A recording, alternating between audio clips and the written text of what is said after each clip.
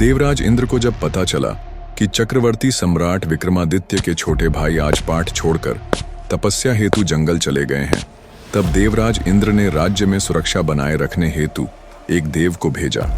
जब चक्रवर्ती सम्राट विक्रमादित्य को पता चला, तब वे वापस अपनी राजधानी की ओर वापस चल पड़े। सम्राट विक्रमादित्य अपनी राजधानी पहुंचे तब आधी रात हो चुकी थी। जिन देव को देवराज इंद्र ने भेजा था, उन्होंने सम्राट विक्रमादित्य को प्रवेश करने से रोक दिया। देव ने उनसे पूछा, तुम कौन हो? तब सम्राट विक्रमादित्य ने कहा, मैं इस भूमि का सम्राट विक्रम हूं, यह मेरी राजधानी है। तुम मुझे रोकने वाले कौन होते हो? तुम अपना परिचय दो। यह सुनकर देव बोले, मुझे देवराज इंद्र ने इस नगर की सुरक्षा के लिए भेजा है। मैंने सुना है सम्राट विक्रमादित्य बड़े ही शक्तिशाली और समर्थ योद्धा है। मुझसे युद्ध करो और यह सिद्ध करो कि तुम ही सच्चे सम्राट विक्रमादित्य हो। दोनों के बीच भयंकर युद्ध हुआ। युद्ध में परास्त होने के बाद देव ने सम्राट विक्रमादित्य से कहा, अब मुझे विश्वास हो गया है, आप ही सम्राट विक्रमादित्य हैं। देव ने कहा, हे राजन, जब आपका जन्म हो रहा था, उस समय एक ही नगर एवं नक्षत्र में 3 मनुष्यों का जन्म हुआ था, जिनमें से आपने राजा के घर में जन्म लिया, दूसरे ने तेली और तीसरे ने एक कुम्हार के घर में जन्म लिया। कुम्हार ने साधना से स्वयं को सिद्ध कर लिया है। उसने तेली को मारकर पिशाच बना रखा है। कुम्हार ने तेली के शव को शमशान में सिरस के पेड़ से लटका रखा है। वह आपको भी मारने आएगा, आप सावधान रहिए। यह सब कहकर देव वापस अपने लोक को चले गए। सम्राट को वापस आए देख प्रजा में आनंद की लहर दौड़ गई। उत्सव मनाया जाने लगा। कुछ समय पश्चात एक साधु सम्राट के दरबार में आया। उसने सम्राट को प्रणाम कर एक फल दिया और फिर वहां से चला गया। सम्राट को आशंका हुई कि देव ने जिस आदमी के बारे में बताया था, हो सकता है यह साधु वही तेली हो। सोच विचार कर उन्होंने उस फल को नहीं खाया और भंडारी को दे दिया। आज साधु रोजाना आता और सम्राट को एक फल दे जाता। सम्राट उस फल को भंडारी को दे दिया करते। एक दिन सम्राट घोड़ों का जायजा ले रहे थे, तभी वह साधु वहीं पहुंच गया और उसने फिर से राजा को फल दिया। सम्राट के हाथ से वह फल छूटकर नीचे गिर गया और फल में से एक लाल रंग का हीरा निकला, जिसकी चमक से सबकी आंखें फटी की फटी रह गईं। साधु के जाने के बाद राजा ने भंडारी को बुलवाकर सभी फल मंगवाए और सबको खोलकर देखने पर सबसे एक एक लाल हीरा निकला। तब सम्राट ने जौहरी को बुलवाकर हीरों के परीक्षण करवाए। इससे पता चला एक एक लाल हीरे छोटे मोटे राज्य के बराबर मूल्य के हैं। आश्चर्यचकित सम्राट ने साधु को बुलाने का आदेश दिया। एकांत में सम्राट ने साधु से पूछा कि आप इतने अमूल्य हीरे कहां से लाते हैं? तब योगी ने उत्तर देते हुए कहा, महाराज, यह रत्न मैं अपनी सिद्धियों से प्राप्त करता हूं। साधु ने कहा, गोदावरी नदी के किनारे स्मशान में मैं एक साधना सिद्ध कर रहा हूं। उसके सिद्ध हो जाने पर मेरे मनोरथ पूरे हो जाएंगे। इसके लिए आपकी मदद चाहिए। यदि मैं आपको पहले ही यह बता देता तो शायद आप मेरी बात बिना पूरा सुने ही मुझे भगा देते। इसीलिए मैंने यह तरीका अपनाया। साधना की अंतिम रात्रि पर मेरे सिद्ध स्थान पर अकेले आकर मेरी सहायता कीजिए। राजन, इससे अधिक मैं अभी आपको बताने में असमर्थ हूं। सम्राट सब समझ रहे थे।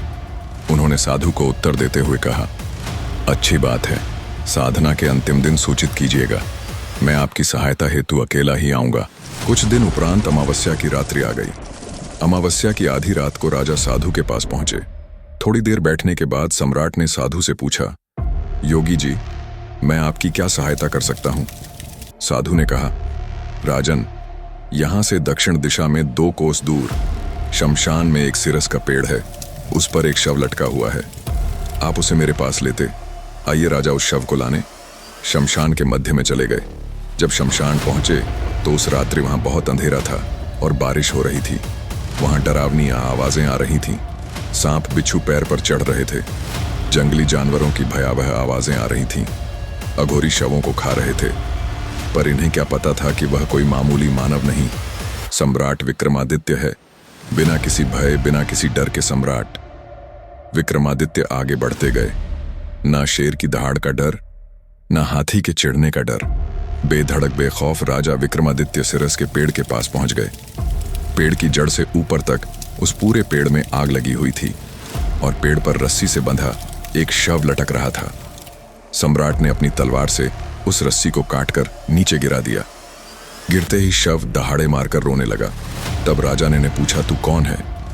राजा के पूछते ही वह शव दहाड़े मारकर हंसने लगा और वापस जाकर पेड़ पर लटक गया।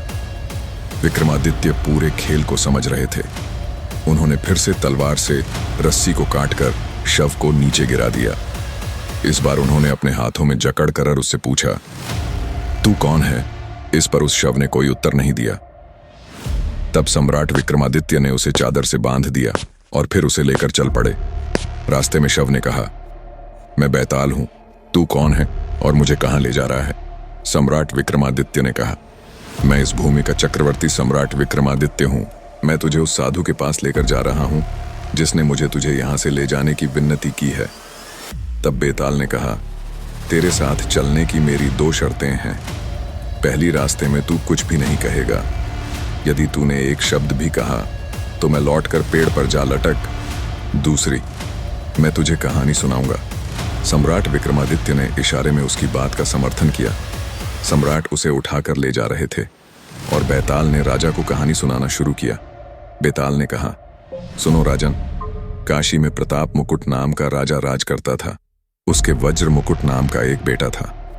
एक दिन राजकुमार दीवान के लड़के को साथ लेकर शिकार खेलने जंगल गया। घूमते घूमते उन्हें तालाब दिखा।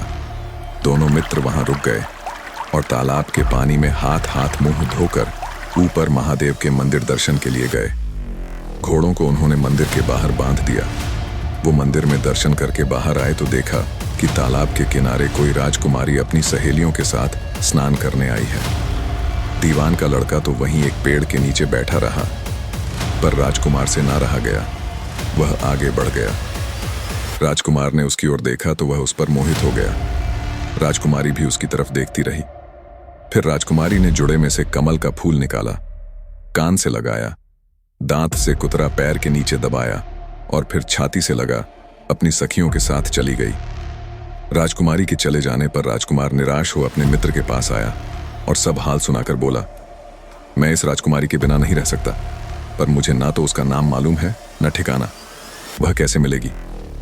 दीवान के लड़के ने कहा, राजकुमार, आप इतना घबराए नहीं, वह सब कुछ बता गई है। राजकुमार ने पूछा, कैसे? वह बोला, उसने कमल का फूल सिर से उतारकर कानों से लगाया तो उसने बताया कि मैं कर्नाटक की रहने वाली हूँ। दांत से कुतरा तो उसका मतलब था कि मैं दंत बांट राजा की बेटी हूँ। पांव से दबाने का अर्थ था कि मेरा नाम पद्मावती है और छाती से लगाकर उसने बताया कि तुम मेरे दिल में बस गए हो। इतना सुनते ही राजकुमार खुशी से फूल उठा। बोला, अब मुझे कर्नाटक देश में ले चलो। दोनों मित्र वहां से चल दिए। घूमते फिरते सैर करते दोनों कई दिन बाद उसी शहर में पहुंचे।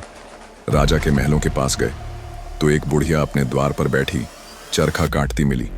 उसके पास जाकर दोनों घोड़ों से उतर पड़े और बोले, माई, हम सौदागर हैं, हमारा सामान पीछे आ रहा है, हमें रहने को थोड़ी जगह दे दो।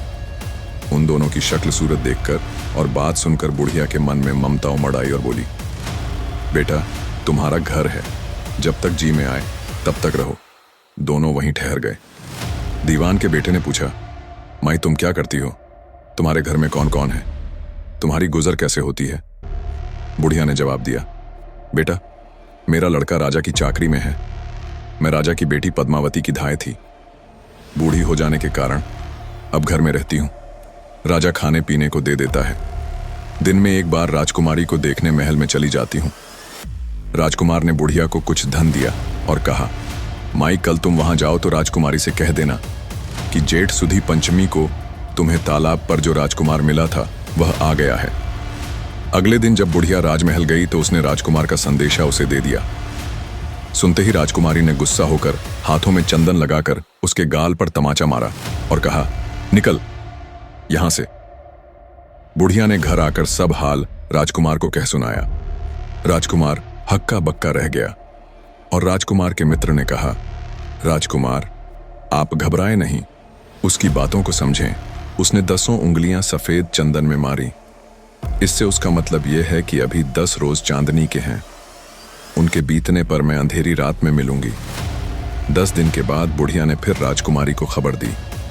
इस बार राजकुमारी ने उसे फटकार कर पश्चिम की खिड़की से बाहर निकाल दिया। उसने आकर राजकुमार को बता दिया।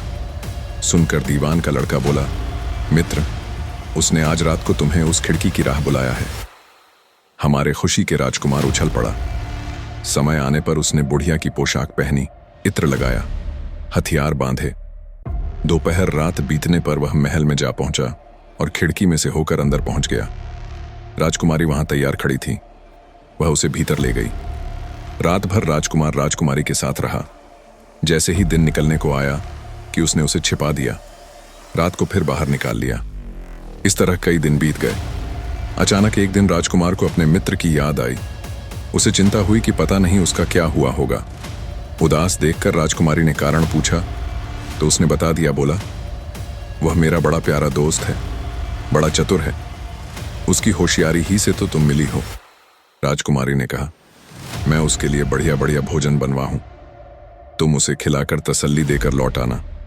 खाना साथ में लेकर राजकुमार अपने मित्र के पास पहुंचा। वे महीने भर से मिले नहीं थे। राजकुमार ने मिलने पर सारा हाल सुनाकर कहा कि राजकुमारी को मैंने तुम्हारी चतुराई की सारी बातें बता दी हैं, तभी तो उसने यह भोजन बनाकर भेजा है। दीवान का लड़का सोच में पड़ गया। उसने कहा, यह तुमने अच्छा नहीं किया। राजकुमारी समझ गई है कि जब तक मैं हूं वह तुम्हें अपने बस में नहीं रख सकती, इसलिए उसने इस खाने में जहर मिलाकर भेजा है। यह कहकर दीवान के लड़के ने थाली में से एक लड्डू उठाकर कुत्ते के आगे डाल दिया। खाते ही कुत्ता मर गया। राजकुमार के क्रोध की सीमा ना रही। राजकुमार ने कहा, ऐसी स्त्री से भगवान बचाए, मैं अब उसके पास नहीं जाऊंगा। दीवान का बेटा बोला, नहीं, अब ऐसा उपाय करना चाहिए जिससे हम उसे घर ले चले। आज रात को तुम वहां जाओ। जब राजकुमारी सो जाए तो उसकी बाईं जांघ पर त्रिशूल का निशान बनाकर उसके गहने लेकर चले आना। राजकुमार ने ऐसा ही किया। उसके आने पर दीवान का बेटा उसे साथ लेकर योगी का भेष बना मरघट में जा बैठा और राजकुमार से कहा कि तुम ये गहने लेकर बाजार में बेच आओ। कोई पकड़े तो कह देना कि मेरे गुरु के पास चलो और उसे यहाँ ले आना। राजकुमार गहने लेकर शहर गया और महल के पास एक सुनार को उन्हें दिखाया। गहने देखते ही सुनार ने उन्हें पहचान लिया और कोतवाल के पास ले गया। कोतवाल ने पूछा तो उसने कह दिया कि ये मेरे गुरु ने मुझे दिए हैं। गुरु को भी पकड़वा लिया गया। सब राजा के सामने पहुंचे। राजा ने पूछा, योगी महाराज, ये गहने आपको कहां से मिले? योगी बने दीवान के बेटे ने कहा, महाराज, मैं शमशान में काली चौदस को डाकिनी मंत्र सिद्ध कर रहा था कि डाकिनी आई। मैंने उसके गहने उतार लिए और उसकी बाईं जांघ में त्रिशूल का निशान बना दिया। सुनते ही राजा दौड़कर महल में गया और उसने रानी से कहा कि पद्मावती की बाईं जांघ पर देखो कि त्रिशूल का निशान तो नहीं है। रानी ने देखा तो सही में निशान था। राजा को बड़ा दुख हुआ। बाहर आकर वह योगी को एक ओर ले जाकर बोला, महाराज, धर्मशास्त्र में खोटी स्त्रियों के लिए क्या दंड है? योगी ने जवाब दिया, राजन ब्राह्मण, गौ स्त्री, लड़का और अपने आश्रय में रहने वाले से कोई खोटा काम हो जाए तो उसे देश निकाला दे देना चाहिए। यह सुनकर राजा ने पद्मावती को डोली में बिठाकर जंगल में छुड़वा दिया। राजकुमार और दीवान का बेटा ताक में बैठे ही थे राजकुमारी को अकेली पाकर साथ ले अपने नगर में लौट आए और आनंद से रहने लगे। इतनी बात सुनाकर बेताल बोला, राजन, यह बताओ कि पाप किसको लगा है? राजा ने कहा, पाप तो राजा को लगा। दीवान के बेटे ने अपने स्वामी का काम किया। कोतवाल ने राजा का कहना माना और राजकुमार ने अपना मनोरथ सिद्ध किया। राजा ने पाप किया जो बिना विचारे उसे देश निकाला दे दिया। विक्रमादित्य ने इतना कहा ही था कि बेताल फिर उसी पेड़ पर जा लटका। आगे क्या हुआ जानने के लिए चैनल को सब्सक्राइब जरूर करें।